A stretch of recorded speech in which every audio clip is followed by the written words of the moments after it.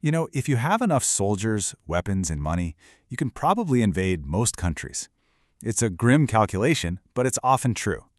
But then, there are some nations that are a whole different ballgame. Today, we're looking at India, a country that is just an incredibly difficult, almost impossible challenge for any potential invader. And the reasons why go way beyond just its army. So that's the big question, isn't it? Is any country truly uninvadable? Well, impossible is a huge word, but India gets about as close as you can. And that's because of this really unique, multi-layered defense system it has. So let's break down exactly what an invading force would be staring down.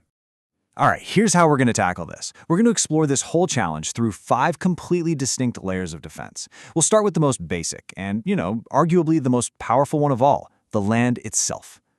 See? India's first and maybe greatest line of defense wasn't built by any king or empire. It was forged by nature over millions of years.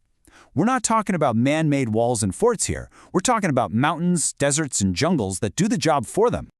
Just look to the north. India is shielded by this colossal wall of ice and stone, the Himalayas. And this isn't just a bunch of mountains. It is the tallest mountain range on the face of the earth. It creates a nearly impenetrable barrier for any modern army that thinks it can just roll across on land. And the challenges here just stack up, one after another. It's not just the insane height. You are dealing with brutal sub-zero temperatures. The air is so thin that soldiers can't function and engines just sputter out. The passes are narrow and treacherous, and the winds, they can swat helicopters right out of the sky.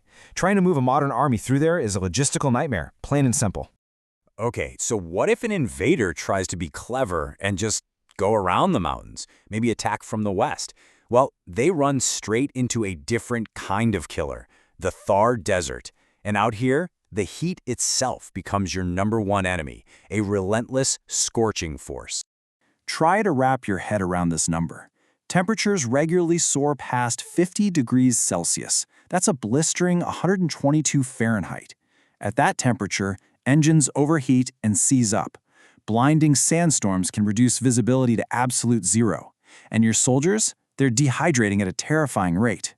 An army doesn't march through this. It crawls and it dies. And listen, this is not just a theory. This natural defense has been battle-tested.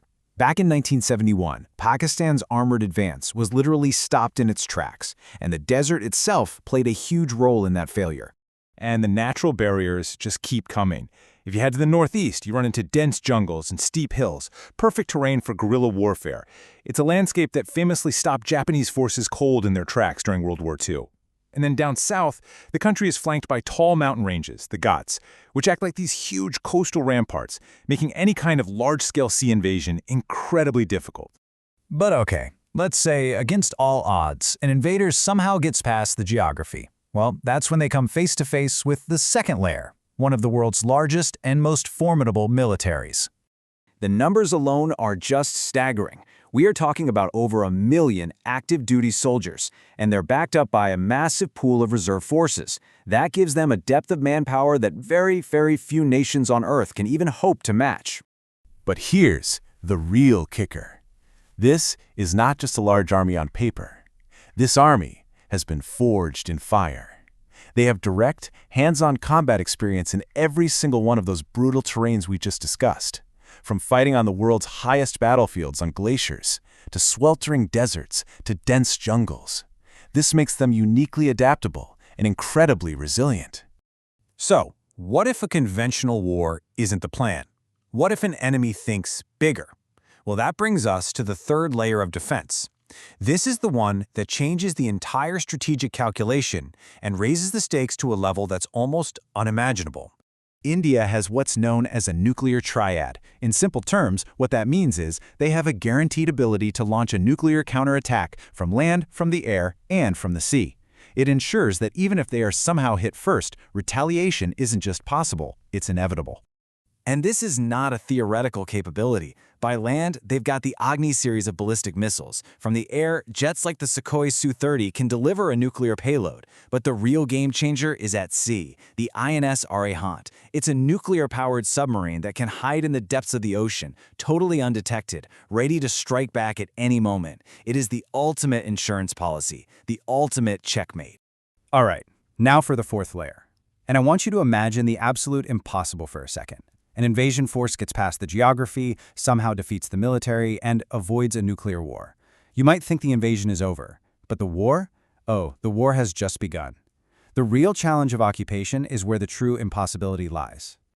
1.5 billion people. Just let that number sink in for a moment. This isn't just some statistic on a screen. It represents what is probably the single greatest obstacle to any occupying force in human history. You see, an occupier wouldn't just be fighting an army. They would be fighting an entire nation. They would immediately face a completely unwinnable two-front war.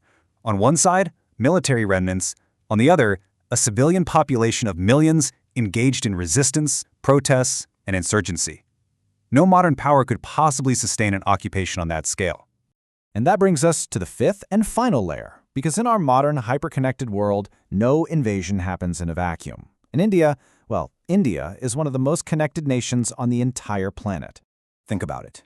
India is a major strategic partner for basically every global power. The United States, European nations, Russia, Japan, you name it. An unprovoked invasion of India wouldn't just be an attack on one country. It would be seen as an attack on the entire global order. And that would trigger a massive, massive international response. On top of the military consequences, you'd have the economic ones, and they would be immediate. Any aggressor would face crippling international sanctions, a global backlash that would absolutely devastate their economy. Attacking India isn't just a military gamble, it's economic suicide. So when you add it all up, from its natural fortresses and its battle-hardened military to its nuclear fail-safe, its massive population, and its powerful allies, India is protected by so many layers of defense that a successful invasion becomes almost unthinkable. And it really leaves us with one final thought. In the 21st century, what truly keeps a nation safe? Is it its physical borders, or is it its friends?